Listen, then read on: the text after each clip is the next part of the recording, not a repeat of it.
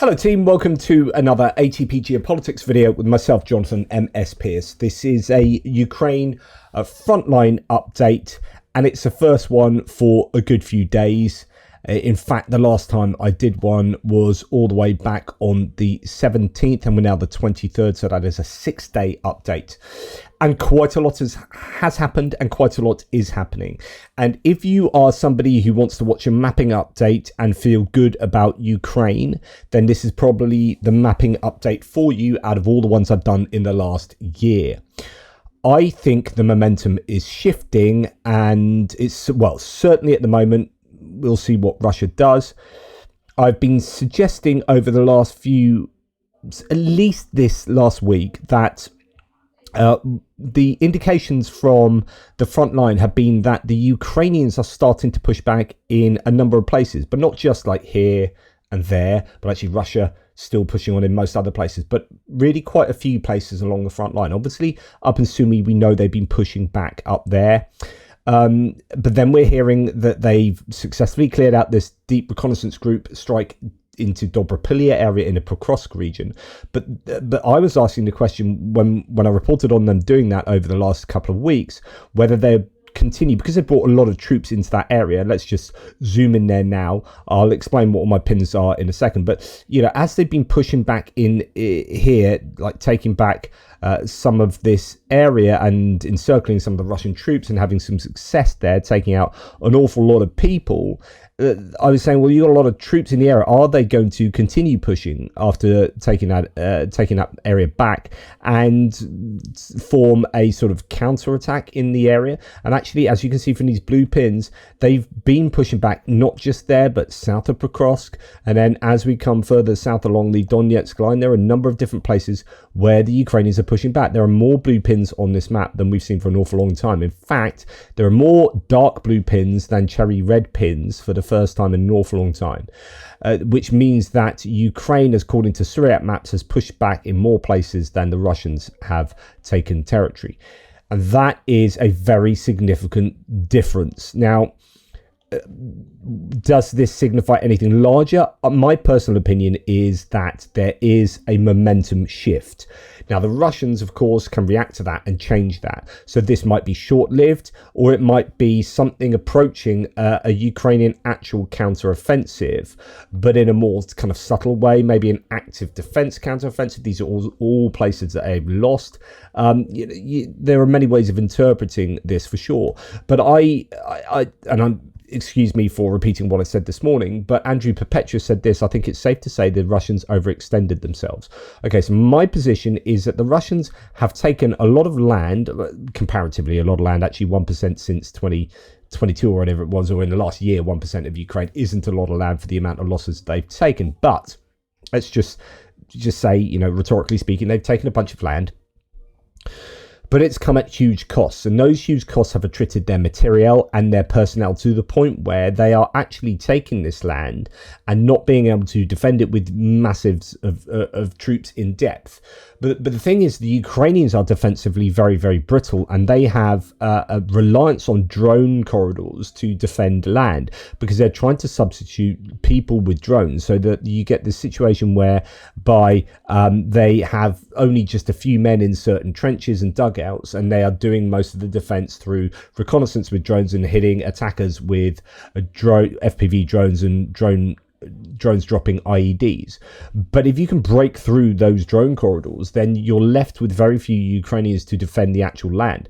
And what that means is that if you do break through, and you can use motorbikes and quads and buggies to do that quickly to get through those drone corridors, then suddenly you can make the most of having quite a bit of land to break through into, and no one there to stop you. So my opinion is that the Russians have been able to take the land they have over the last year with actually relatively few people.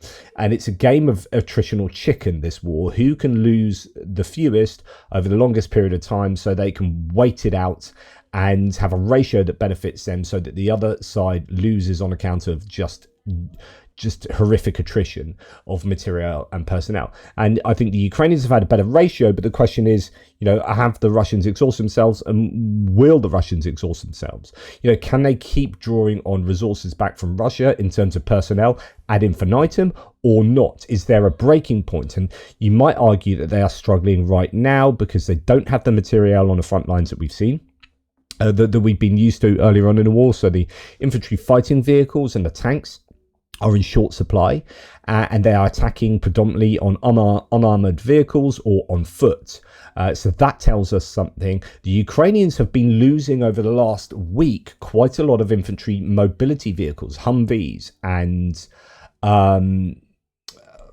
what else? MRAPs, a lot of mine-resistant ambush protection vehicles, which suggests that they're attacking. I said this over the last few days, and this morning I was trying to join all the dots up, and it does seem like the Ukrainians are attacking. They wouldn't be losing that many MRAPs and even logistics vehicles unless they're bringing stuff close to the line. When I say logistics vehicles, I mean an awful lot of SUVs and unarmored vehicles. But unless why would you suddenly lose a lot more of them unless the Russians have extended their drone corridor to be able to take out those logistics routes? Well, the Russians are really, trying to win back the airspace and trying to compete and get that asymmetry to their advantage in terms of, drones. But I don't think they're there yet. And so I don't think a significant change has happened there. So it seems like the Ukrainians are bringing vehicles close to the front. So those SUVs will be stocking frontline troops and units that have your MRAPs and whatnot with ammunition and bits and pieces. So they are losing a lot more of these pieces of kit, and the Russians aren't, which suggests that the Russians don't have that kit. They're using unarmored vehicles, and the Ukrainians do have that kit, and they're losing that kit because they're attacking. So it's not a bad thing that they're losing that kit. That sounds counterintuitive, but as far as trying to understand the ebbs and flows of the war, when the Ukrainians start losing combat assets like Humvees and MRAPs, they're attacking. All of this basically suggests that the Ukrainians possibly have seen a change of momentum, that they are now attacking in a lot more places than they previously were. You put that together with accounts for, as I shared with you this morning, a Russian tanker saying only 2 out of our 16 tanks are working, and all the other tanks are way back over there. We've got 2 operational tanks. We're cannibalizing the others. And it's not so much that they're not working, although that's true, but also we don't have the tank crews because our tank crews have been sent onto the front lines to attack, right? So this is a video of a Russian soldier actually saying this, right? So yes, it's an anecdote, but you try and put all these anecdotes together to form actual data. And it does seem like the Russians are low on equipment, low on morale, low on troops to be able to be used in these meat assaults. And therefore they're using tank crews and all sorts of other people to do these assaults. So that suggests that they would be getting to a stage of culmination. And the Ukrainians, if they've got reserves, and the golden question has been over the course of the last 6 months, what do the Ukrainians have in reserve? Have they been keeping people back, dangerously so, not manning the front lines, not just endlessly putting people into these frontline trenches, which is people have been critical of, saying, why aren't you defending these places? These are key. And then they lose a bunch of places. But actually, have they just been waiting and waiting and waiting and let the Russians just take villages and fields, knowing that at some point they'll exhaust themselves, and if the Ukrainians have the requisite forces, they can actually punch back, and the net situation would be a net gain to Ukraine. David D here is very hopium-copium, very pro-Ukraine, but let's still see what he says. I'm just going to say it. A slow-rolling front-wide summer offensive by the AFU has started. We are seeing recon, counter-recon battles all along the front. Many areas there is little or no real Russian defences. The 5th Brigade is cutting into the Russians tonight, so he suggests that in one area. It says reports are coming that the 70th Regiment has pulled back, so the Russians have pulled back in another area in the Zaporizhia direction. Here, referring to Russian soldiers are fleeing positions from the Zaporizhia direction due to fear of the Ukrainian drones. Agents of the ATESH movement from the 70th Motorized Rifle Regiment report mass unauthorized abandonment of the front line. Then he says many of the Russian divisions holding the line are being broken up to fill holes way out of their sector, like the 7th VDV, the paratrooper division. They are not the only ones. From many reports of Russian Marines and the 30th Regiment are combat ineffective. That's up in the Sumy area. and are being evacuated back to Russia under fire. So we already reported recently that Kursk has said that the Ukrainians have defeated the Russians in Sumy. So that suggests a significant change. They wouldn't be able to defeat the Russians in the Sumy region unless the Russians were weak enough and not willing to keep piling troops into this area here. And then we have David D saying, what else? Small offensive probes by the Ukrainians in Chasiv Yar area, so maybe a momentum shift there. Ongoing counterattack in Bilohora areas, that's south of Chasiv Yar, north of Donetsk. And we'll see all of these places. 132nd Russian Regiment and support forces in the Bunny Ear, so that's the attack where the Russians did get behind the enemy lines, but and then they started sending exploitation troops, but they've lost an awful lot of troops there.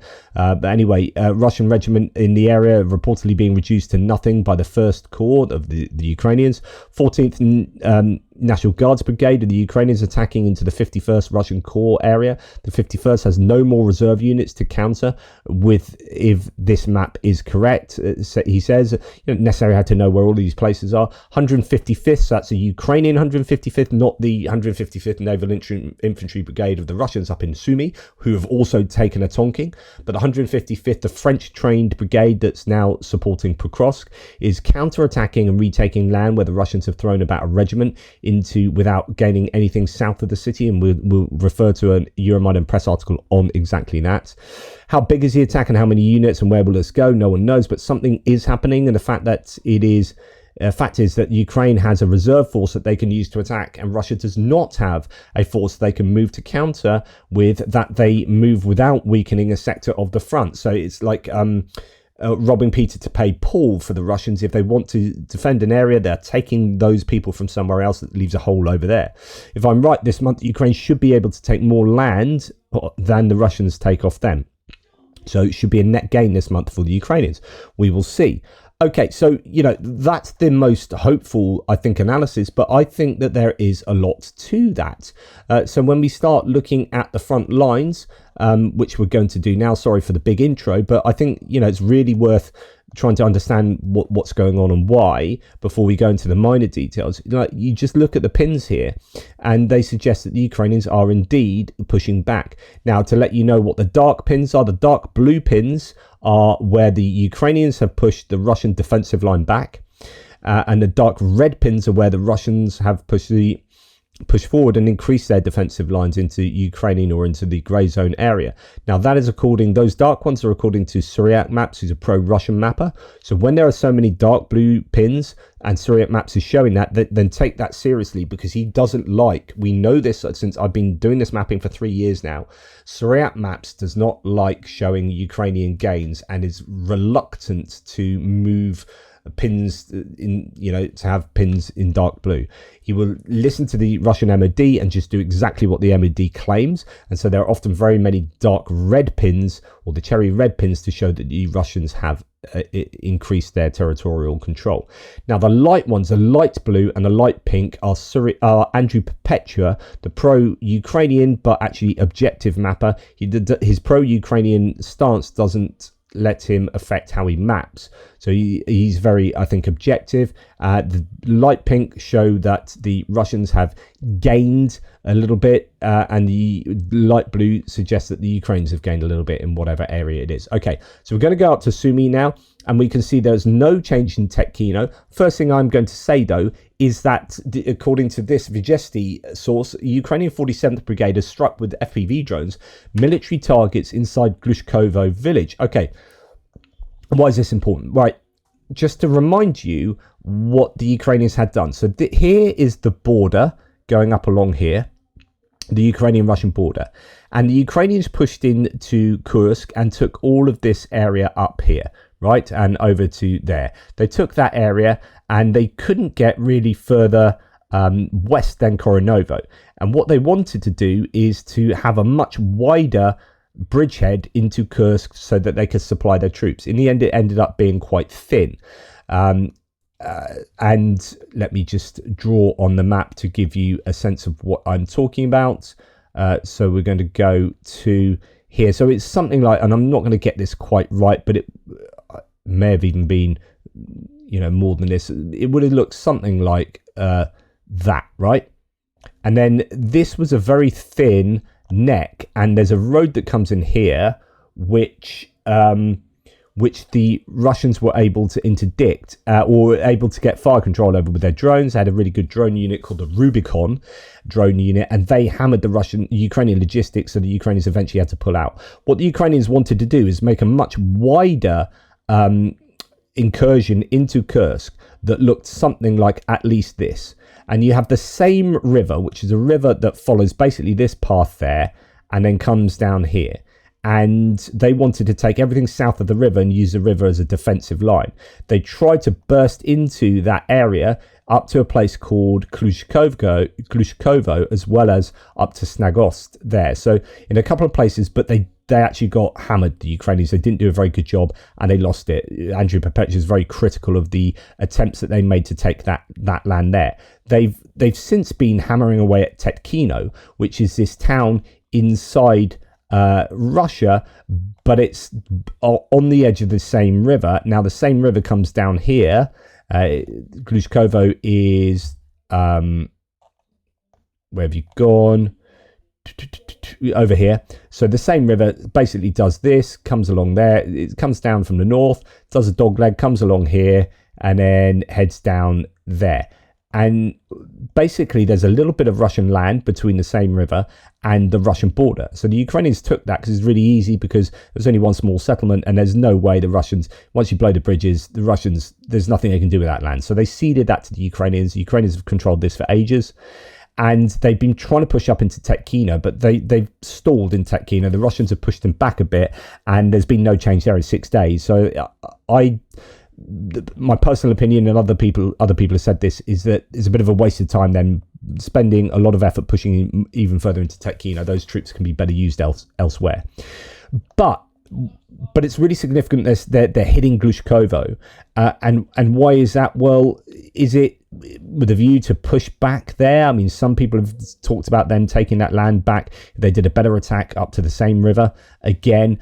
They've been hitting not just there an awful lot. They've been hitting Rilsk, which is up here, that town, and also Lugov up here, which is on the way to Kursk, the city. Now, this road that was hit by like HIMARS and all sorts when the Ukrainians were attacking into Kursk, was a really important logistics road, and there were columns of vehicles that were destroyed. But since then, the Ukrainians have been pushed back, and they're now much further back here, so it's very difficult for them to hit here. But they have been hitting Rilsk, particularly more than Lugov, but they've been hitting Rilsk regularly with things like HIMARS, and they took out the entire command of the 155th Naval Infantry Brigade, and they've done that several times. They've hit command nodes in Rilsk a number of times, at least like 4 or 5 times. And another time this last week where they've hit it, a command post there. And Glushkovo is going to be another area where the Russians are probably have people set up to help this attack down into Sumy. So the claim is that military targets inside Glushkovo village have been destroyed, communication equipment, logistics building, 3 vehicles taken out on the road that connects Glushkovo with Rilsk. So that is going from there up to Rilsk. And so the Ukraine is still concentrating on hammering the Russians here, even though the Russians appear to be pulling out of the Sumy area. And this is why General Syrsky, the commander-in-chief, recently said that the Ukrainians had defeated the Russians here. Their objective was to get as close as possible to Sumy so that Sumy can get absolutely hammered by Russian artillery. They were hoping to get to this forest area here, and they never quite made it. It was always going to be very difficult because I think, the Ukrainians are well set up in the forest, and once the Ukrainians started pushing back the Russians in this Sadki area of this forested area here, then that really was the writing was on the wall. The Russians really needed to be able to take that to come further in to the southwest, and then use that to take this flat agricultural land, because otherwise the Ukrainians could sit here pummeling the Russians from there. Anyway, that started going wrong for the Russians, and then the Ukrainians started counterattacking because they wanted to protect Sumy and keep that buffer zone going. So you saw Kindrativka get taken back. Andriivka, you see Oleksivka coming under more and more pressure. And now we are hearing that the Ukrainians are continuing to push back in Verachina there. Last update, they were doing that then, and that they are continuing to do that. So here we have the AFU advance north of Verachina in Sumy, said Grayskull on the 22nd. 23rd, the AFU says Grayskull advance east of Oleksivka. So we have two advances, one here and one there. So the Ukrainians, I think, are doing a good job of pushing the Russians back. Some areas, the Russians are said to have been pushed, pretty much back to the border. Depends where you're talking about, much further over here. It gets difficult over in this neck of the woods, Kindrativka and Andriivka, because the supplying the Russians was very difficult because there are these rivers, right? So imagine you're the Russian troops in Kindrativka, and this is exactly what happened. Is you've got, if you're being beaten back by the Ukrainians, well, first of all, how do you get your supplies in? Well, they can't come in, from this direction because you've got these rivers to contend with. There are no roads, so it's really got to come up from here. But if you are cutting off the supply with drones and whatnot, it's just really difficult. So they lost Kindrativka, and in fact Andriivka, fairly similar situation there with these kind of rivers, and then now they're working on Oleksivka, possibly trying to take it from or surround it on three different sides. So a success for the Ukrainians up in the Sumy area continues there, although not huge amounts of land retaken, but the Russians seem to be on the retreat there, and that is again signifying a shift in momentum. And the next thing, although it's not signified on the map as yet, I think the next mapping update will, because it's just coming hot off the press, but the Ukrainians are counterattacking in Vovchansk as well. But just before we get there, this was something I reported in the last mapping update, that the Ukrainians have pushed back the Russians right on the border. This is literally along the border here. There's this long sort of industrial commercial set of properties, I think, before it gets into the village up there, that the Ukrainians have pushed the Russians back in. So good news there. And then we're going to come to Vovchansk. So let's go to here. So the AFU have advanced in Vovchansk. It's been a long time since, says Grayskull, and it's true. So the Russians have been slowly pushing the Ukrainians back, even though the Ukrainians it's been ebbs and flows here. So this is an area that when the Ukrainians pushed back into Kursk, so this is going all the way back to the beginning of the Kursk offensive, the Russians stopped making any gains here, and that's because obviously they took a whole bunch of their forces that were attacking here and piled them into stopping the Ukrainians having too much success in Kursk, and then they brought the North Koreans in as well. So General Lapin, who has now been sent sideways for the Russians, was in charge of this grouping at one stage, and this was supposed to be so you've got to remember that the Russian counteroffensives, the Russian offensives have essentially been lacking in any great success. Yes, they've taken Avdiivka and Bakhmut, but at massive costs. Both of those came at huge costs. I know Avdiivka was not a great moment for Ukraine. The guided glide bombs were really brought to bear against them. But the Russians lost huge amounts of material, and in Bakhmut, huge amounts of personnel. But when it comes to distinct offensives, I would say the Kharkiv offensive was an explicit offensive, and I would say the Sumy offensive was an explicit offensive. And both of those actually failed in their objectives. So even though the Russians controlled two small areas here and still control some of Sumy, Sursky said that the Sumy offensive was a defeat for the Russians. The Russians were defeated there, and you can actually say that they were defeated, I think, in Kharkiv. So the idea of Kharkiv was exactly the same as Sumy. Get close to Kharkiv, come down here by Lipsy, get your artillery somewhere around here, and the artillery can start hammering Kharkiv, and you start making Kharkiv a bit like Kherson, which is unlivable, and getting the Ukrainians in the second biggest city to move out of Kharkiv because life is just too horrible. That's that, and to create this big buffer zone as well. But they failed in that. I mean, they've got a bit of a buffer zone, but essentially this hasn't really changed much at all for absolutely ages, and they were unable to attack Kharkiv in a way that they originally planned. And now we are seeing that the Ukrainians have had some success in getting north of this river. So basically, if you remember, there's an aggregates plant here just north of the Vovcha river, and the Ukrainians had it surrounded, and the Russians were drone dropping supplies into there, and it was kind of essentially this just set of buildings was just surrounded by the Ukrainians, and the Ukrainians during that kind of Kursk time were pushing the Russians back. But then as Kursk settled down and Sumy started being attacked by the Russians started making not too significant, but over sort of weeks and weeks and weeks, they pushed the Ukrainians back a little bit, and they essentially controlled most of the area north of the river in the central part of Vovchansk. So you got the river that comes down here, you can see it come down there, and then does a dogleg around and goes back upwards. So that kind of V there, the Russians just really took most of the urban area south of Vovchansk. Now we are seeing the Ukrainians push back exactly there. So it's been a long time coming, but there it is, says Grayskull. And then here we have N-Strike saying, good news in Kharkiv region. Ukrainian forces have advanced in the area of Vovchansk machine building plant. Now, I don't know if that, I don't think that's the aggregates plant. That's a machine building plant. So I guess that might be something like this, but I'm not 100% sure. That looks like school number 2, to be honest. But a machine building plant somewhere around there. Unless, you know, that's the aggregates plant it's talking about. But anyway, no change to the mapping yet for these two mappers, but it looks like the Ukrainians have had success in Vovchansk, which is a kind of canary in the coal mine for me.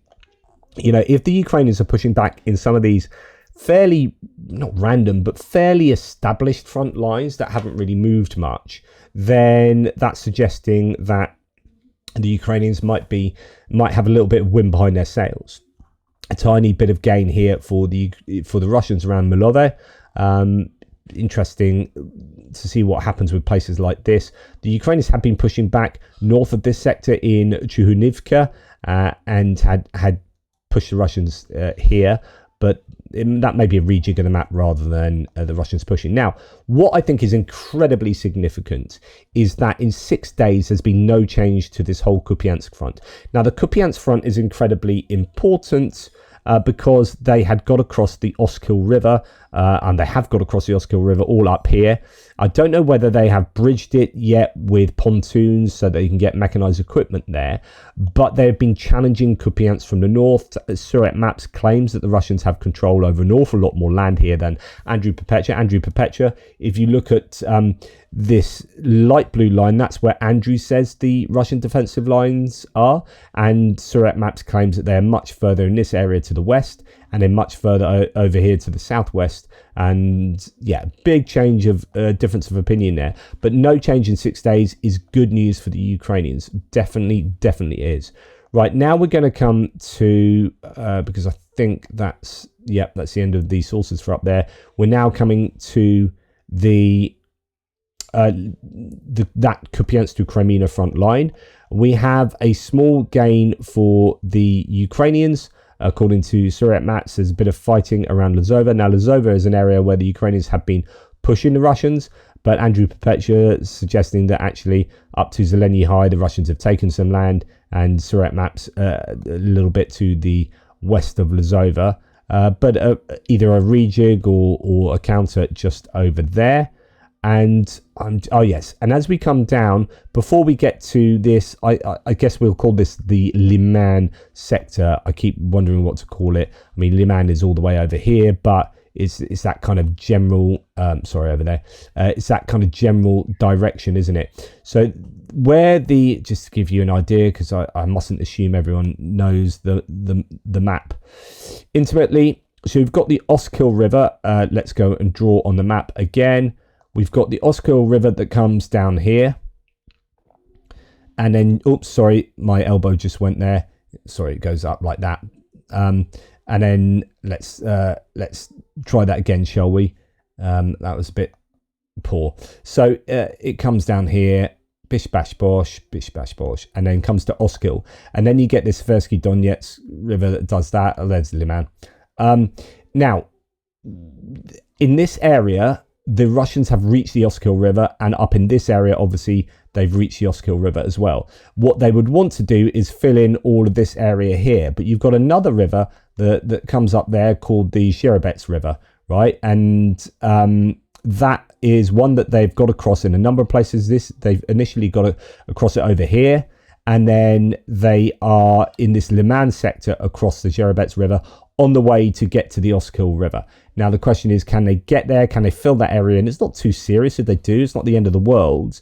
But obviously, every square kilometer of land that the Ukrainians lose, they're going to have to regain either diplomatically or militarily. So, you don't want to give out land just for the sake of land, but you also don't want to sacrifice your men if it's not that worth it. So the Ukrainians have been, I guess, allowing the Russians to take some of this land without putting up huge fights, but they have been countering up here in Lazova and giving them a difficult time there, and also a couple of these places around Kharkiv there and Zarizhzhia up there. The Ukrainians have been pushing back, and now we are seeing that there's a couple of places in the Liman sector that they're pushing back as well. So the first one is here at Kharkiv, which is detailed here by Ostap Vishnya.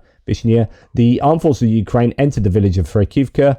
According to available information, the enemy has been driven out of the village, so a counterattack in that section, and then some success in Novomykhailivka. Now, about 5 times during today's map, I had to work out where the hell these places were, because if people don't put the oblasts and where they're near, we all know the Ukrainian issue of having the same named place just all over the shop, right up and down the front line. Now, I know the comeback is, but lots of countries have the same name. Yeah, but not right next to each other. I did a whole video on this previously, and I used an example and found a place with two, it was just up here actually. I was just having a laugh and say, look, there are these 2 places that right next to each other, somewhere around here, they've got the same name. And then there was a third place. And within like that amount of area, there were 3 towns with the same name. You're like, what is going on? So for about 5 different places on my mapping today, it was like Myrna, Novomykhailivka, and I was like, well, which one? So eventually I found the right Novomykhailivka, because there's a whole bunch of them, and it's this one. And the Ukrainians have pushed the Russians back here, and in fact there's a big difference between the mapping here. Suriyat Maps has all of this area under control of the Russians, so again that suggests that you don't know what you're talking about to some degree, because the Ukrainians have retaken Novomykhailivka. So in the Liman direction, Ukrainian forces have recaptured Novomykhailivka and are continuing to press southward. Updates to follow. And that suggests that Andrew Perpetua's front line is much more accurate than Suriyat Maps in this area. We have that also confirmed by M-Strike here. Ukrainian defense forces push the Russians out of the settlement of Novomykhailivka and from the forest belt south of the village. And there, the idea is they just got a bit of a tree line there, and that's it. Whereas Suriyat Maps has all of this land over here under the Russian control. So very, very different mappers. Very, very big difference of opinion between the 2 mappers in this particular area. And in fact, a lot of the front line these days at the moment. Then as we come down to the Serebrenitsky forest and north of it, north of sort of Dubrova, not north of Dubrova, sort of northwest of Dubrova. Here we have the Russians having some gains, some fairly significant gains, and this is somewhat worrying, because this is an area where the Russians have had probably the most square kilometers of success since my last mapping update. So a lot of area in the forest has been taken by the Russians, and this kind of also is in concert with what they're doing south of the river. So the thing about the physical geography around here is you've got the Seversky Donetsk River that is very steep-sided with trees, and it's very difficult to ford to get across it, right? They've tried to do it, the Russians, earlier in the war, and they got absolutely hammered about 3 times in one place. It wasn't Bilorivka, it's it was along here somewhere. Anyway, they got absolutely shellacked. I can't remember where it was. Nonetheless, that has, I think, allowed the Ukrainians to remain in the forest and think, well, we're not going to be attacked from the south, especially since the Ukrainians controlled the south as well. They controlled this mountain area all the way over here. They were fighting over Bilorivka, and this was a really stable area of the front line. And then suddenly, and I presume the Ukrainians just didn't have enough people yet again, and were unable to replenish troops here, but they lost the mountainous area to the north of Bilorivka. And that meant that although the Ukrainians were in the forest, if the Russians could really start pressuring them, maybe hit them with artillery from behind, and then that becomes rather difficult. So when the Ukrainians controlled this, the Ukrainians had the ability to maintain purchase in the forest. They start losing this area, they lose in the forest to the north. And so this kind of makes sense that the Ukrainians wouldn't want to stay in this pocket there, given that the Russians have been advancing quite a bit towards Serebianka. The town of Serebianka, so on and so forth. So anyway, that is a concern for me, but it's somewhat understandable. And then we have slight movement in Ivano-Darivka there. And then we come down to Chaziv Yar. Now, south of Chaziv Yar, according to Surrey maps, pinch of salt though sometimes, because as you can see above, there are these big differences, and they're not always justified, and not justified around there, for example. So what is going on down here by Chaziv Yar? The Ukrainians have been pushed right out north of Donetsk, between Donetsk and Chaziv Yar, and the Russians are really advancing on Konstantinivka through Stopochki and down this T0504 highway that comes into Konstantinivka. But Andrew Perpetua hasn't mapped that yet, and just a couple of changes in the northern part of, I think there's a glitches up there, in the northern part of Chaziv Yar, just this area of land that the Russians may have taken. There are some claims that the Ukrainians might be pushing back in Chaziv Yar, as you saw from a claim with David D, talking about Chaziv Yar when he was saying small offensive probes by the Ukrainians in Chaziv Yar area, but I don't really have any more detail than that. So the Ukrainians could be trying to push back there, but that would be worrying if it's true. Just, be guarded with what Surrey Maps is claiming there. And Tourette's doesn't seem to have developed a massive amount, considering the Russians were really putting a lot of pressure on the Ukrainians here. There's a lot of talk about Shebyanivka there, trying to take Katianivka. Although Surrey Maps has a hugely different interpretation here than Andrew Perpetua. It has been very tough fighting around there. But actually, again, not too much confirmed by other sources. And then we're going to get on to what's going on, particularly in the Dobropilya direction. Okay, so I don't know how much I need to speak about this. We know that the Russians pushed their deep reconnaissance groups up into here. Then I presume try to pull in their exploitation troops and a bit more mechanized equipment. And then the Ukrainians reacted as they were trying to do that and surrounded a number of units and whatnot there. So if we go, oh goodness, I'll tell you what, Euromaidan Press and the adverts and the pop-ups. So Euromaidan Press here says, Russia lost a brigade near Dobropilya. More brigades are coming.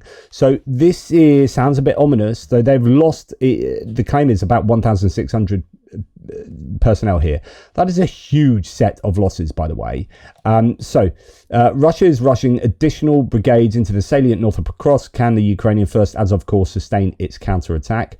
After 3 weeks of hard fighting, the Ukrainian 1st Azov Corps and adjacent units have squeezed and cut up the 15-kilometer salient that Russian infiltrators carved out of Ukrainian territory near the village of Dobropilya. But Russian reinforcements are rolling in, opening a new and unpredictable phase in the battle for Dobropilya salient. Quote, the enemy's penetration near Dobropilya remains a dynamic section of the front line where neither side can seize the initiative, the Ukrainian Centre for Defence Strategies noted.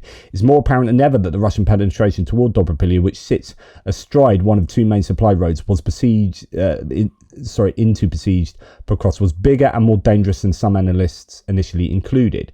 Now, as it goes on to say, Andrew Perpetua said, let's start by describing what is absolutely not a breakthrough. Now, it wasn't a breakthrough. So they had deep reconnaissance groups, but it could have become a breakthrough had the Ukrainians not done something about it. But they did something about it, and hence it didn't become a proper breakthrough. Now, will the Russians keep throwing stuff at this to try and turn it into a breakthrough? Because it got as far as the main line of Ukrainian trenches here. So once you're past that, then you're freewheeling right out into the north there. So it was really important the Ukrainians did what they did, and they did. And I spoke to you about Dimko Zhluktenko, who's a drone pilot working in the Donetsk area, saying we are killing Russians in what did he say, in industrial quantities in this area. So they are absolutely causing the Russians a real headache. But can the Russians kind of withstand that and throw in more and like change the outcome in their favor? I guess we'll see. So the Euromaidan press here says that the Russians, the scale of the Ukrainian response and the resulting spike in Russian losses underscored the seriousness of the situation. If the Russians had captured Dobropilya, the 132nd Motor Rifle Brigade would have cut the T-0515 road, leaving the Ukrainian garrison in Pokrovsk dependent on just one other road threading into the town from the northwest, a road that itself in danger of being overrun. So the Pokrovsk here, this road would have been fully cut off, and so the Ukrainians had to do something, and they did. But, the losses were huge for the Russians, losing 1,600 troops, the best part of an entire brigade. So between the 4th and 20th of August, the Ukrainian Corps killed, wounded or captured nearly 1,600 Russians, according to the Ukrainian General Staff. That's nearly the entire frontline strength of the 132nd Motor Rifle Brigade. But a few Russian survivors are still clinging to positions in Zloty Kolodyaz at the top of the salient, and now the Russian 51st Combined Arms Army is deploying additional forces to the bottom of the salient. Despite heavy losses and near destruction of its initial penetration toward Dobropilya, the 51st Combined Arms Army isn't defeated and probably won't give up. The army, quote, will try to advance as deeply as possible into Dobropilya. Now, speaking to Irina on a live stream yesterday, who's the wife of Dimko, who runs Jigar's Paw and provides drones to the front line. She was saying that the word on the street is that the Russians, while they've been completely decapitated around here as far as the force goes, they have kind of run out into all these different directions. And she was saying that there are even reports of Russians in Dobropilya, probably in civvy clothes, taking their uniforms off, not deserters, but the scragglers left over from the Ukrainian clearing out of this whole sector. So they clear out the Russians here, they surround a bunch of them in certain places, and it is a success for the Ukrainians in terms of attriting huge numbers of the Russians, but then some of them scatter into the wider area. So that is something that the Ukrainians will have to watch out for. Okay, so we started seeing the maps look very different, including an encircled portion of the Russian troops there, as you can see, and that would have caused the Russians quite some consternation and would have fed into the amount of troops that they had lost or had surrendered. I did hear, I think it was from this sector, where they had encircled some Russians and they refused to surrender, and so it turned into having to shoot them or whatnot. But I don't know if it's definitely here. So anyway, in the Dobropilya direction, as a result of successful counteroffensive, Ukrainians have fully regained the village of Kucheriv Yar, and clearing operations are underway. So we hear that this is Kucheriv Yar there. Surat Maps has that now under control of the Russians. Apparently not so. And we'd heard previously that Hruzka, Vesele, Kolodyaz, Rubizhna had all been cleared by the Ukrainians. And then the question is, are they fighting both sides of this bridgehead to try and cut it off at the neck to surround the rest of them? I'm not sure what's going on down from the north east, but certainly in the southwest, the Ukrainians are pushing back to try and make sure that this road is not interdicted, and is fighting around Rodinska and all of these areas. And what we're going to hear is very good news for the Ukrainians in a second. So just got to make sure I've got everything in the right order. Right, okay, yeah, so now we're on to that. So what you're going to hear now is exceptionally good news for the Ukrainians. And again, leads me to believe that it's a wider kind of counter, or at least the troops in this area have turned the kind of emergency disaster, avert a catastrophe, into let's try and take some proper land back from the Russians here. So we're hearing from Romanov, who's fairly trustworthy when he's saying things are bad for the Russians. Enemy attestation, isn't it? So, if they're admitting something's bad, then it probably is bad. So in this case, Romanov has claimed that the Ukrainians have entered Myrna. Myrna Gorodovskaya settlement community, Donetsk People's Republic, temporarily occupied territory of Russia by Ukraine. Groups of the Ukrainian armed forces have entered the settlement. Fighting is ongoing. Guides from the area explain how this happened. While other units operating on the flanks made real advances, the commander of the 5th Separate Motorized Rifle Brigade, which reported the capture of Nova Konomichskoye, does not actually control the positions it claimed. How many times have we heard this? Russians claiming they control somewhere, and when they don't, it means that actually they're in a lot of trouble, because the commanders say, well, now the ultimate commanders say, well, now we control that, we can do this up there, and then the commanders who claim that they're taking these places, like, actually we don't control that, and then it precipitates a disaster, or they have to quickly, the commanders lower down quickly have to actually take that place because they're told their bosses they've taken it, and then the quickly trying to take that place results in unnecessary deaths that would have been avoided had they actually taken it properly originally. So a kind of rush attempt to try and redress the erroneous claims means that they get themselves into further trouble. Anyway, so the reported capture of this other village does not actually, you Russians don't actually control the positions claimed, and that allowed the enemy groups to enter Myrna. Now, as a result of such reports, scare quotes reports, there is fighting in the so-called rear, risks of losing logistics and encirclement of other units. Soldiers pay with their lives for reports that do not correspond to reality, and in this case, the account has been opened again. So yet again, the Russians getting themselves into hot water because of false claims.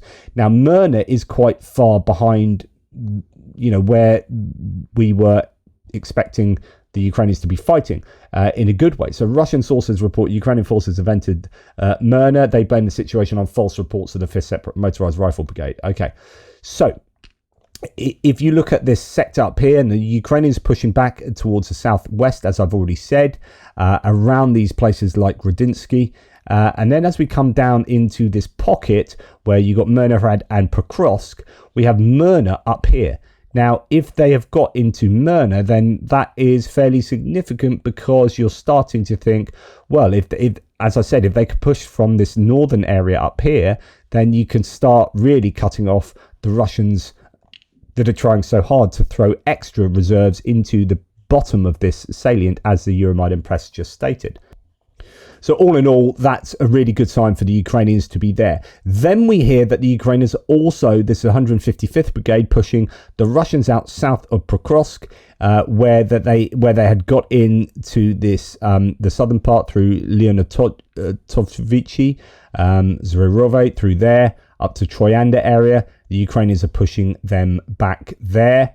What else do we have? So here it is. Yeah, the Armed Forces of Ukraine's not 155th, the 425th Separate Assault Engineer Battalion Scala has completely cleared Pokrovsk of enemy sabotage and reconnaissance groups. The city is under full control of the defense forces. In particular, the Troyandy district was cleared, where enemy assault groups were trying to establish themselves. So that's this area there.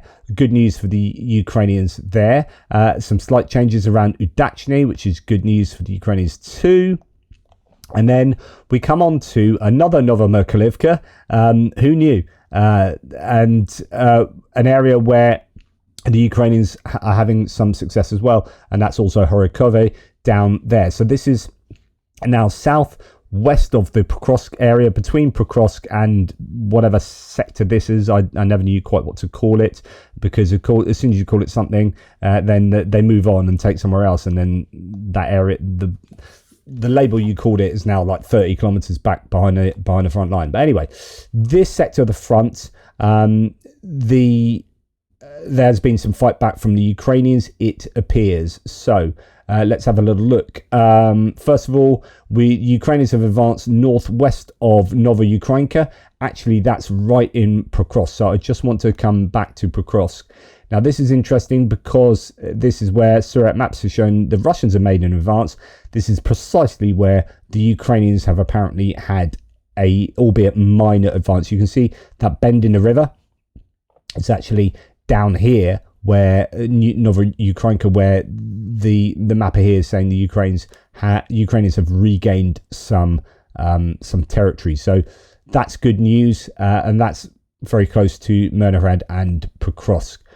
So anyway, we're now going to go back to where we were. Sorry, that was out of order. And we're really talking about Novopavlivka. So people are calling this the Novopavlivka sector, but of course that can refer to both this area and also this entire area there. Okay, so back to where I was. So first of all, we saw the Ukrainians counterattacked in that particular area just west of east of Novopavlivka, and then once they took that section, they've taken another section between these settlements. So that is to say that actually Troitska and Horikova, that actually the Ukrainians are fighting around here. That Surat maps is, although signifies some change there, it's not accurate, and the Ukrainians are pushed right back.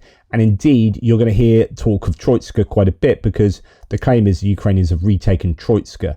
Now, I think it can be called a number of different things. So Ukraine regains control of most of Tovsta in Donetsk. I can't find Tovsta, and I'm fairly sure this is a different way of transcribing Troitska.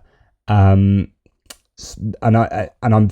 just fairly sure that's what's going on. So they've retaken most of that village, which should be there. If I'm correct in assuming that that's what the village name is.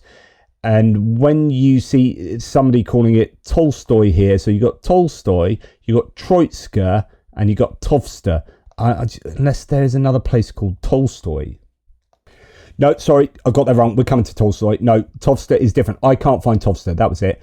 And I'm wondering whether it is Troitska or Tolstoy down here.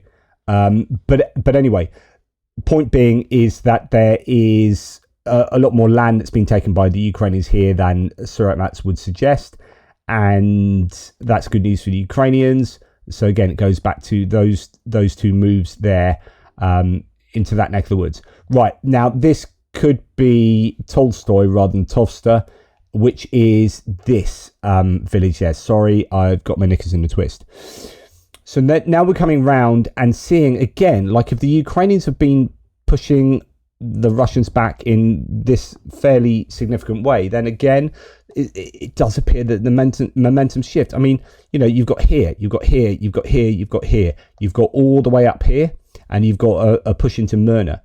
You've got a whole section here that the Ukrainians are retaking, including securing Andriivka, Klevstova, and Tolstoy over here, as well as Zeleny High as well. So you'll see these mentioned a number of times. There's another Myrna there, which I thought was the original Myrna they got to, but it's not. It's the other Myrna. That's the Ukrainian way, isn't it? So here Tolstoy in the Kumar direction has indeed been liberated by the Ukrainian armed forces.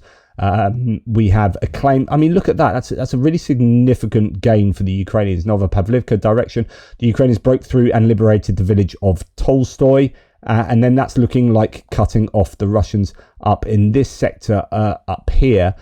Some have the Russians much further over here in Zeleny High.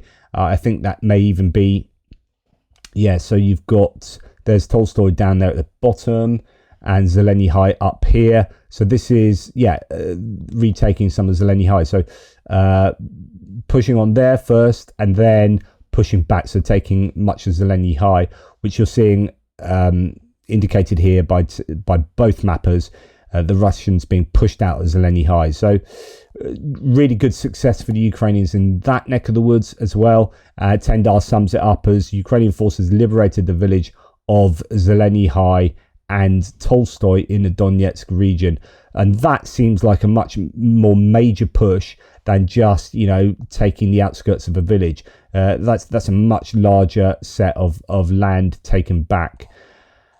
When we come down south of there, that's an area where the Russians appear to be having more success.